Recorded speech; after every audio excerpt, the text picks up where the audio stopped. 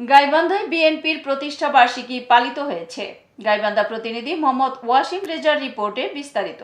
বাংলাদেশ জাতীয়তাবাদী দল বিএনপির প্রতিষ্ঠা বার্ষিকী নানা কর্মসূচির মধ্য দিয়ে গাইবান্ধায় পালিত হয়েছে।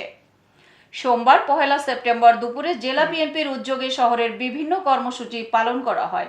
দিনব্যাপী কর্মসূচির অংশ হিসেবে জেলা বিএনপির কার্যালয়ে জাতীয় ও দলীয় পতাকা উত্তোলন করা হয়।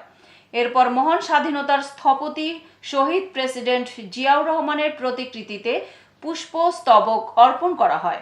পরে একটি বর্ণাঢ্য র্যালি শহরের প্রধান সড়ক প্রদক্ষিণ করে জেলা কার্যালয়ে গিয়ে শেষ হয়।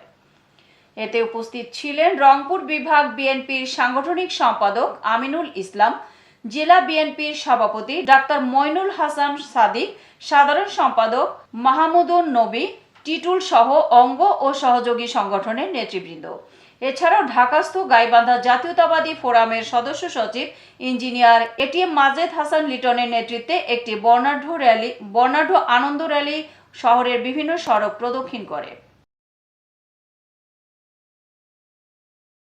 এতক্ষণ সঙ্গে থাকার জন্য ধন্যবাদ। i1 টিভি নিয়মিত আপডেট পেতে ভিজিট করুন আমাদের ওয়েবসাইট, ফেসবুক, ইনস্টাগ্রাম ও ইউটিউব চ্যানেলে।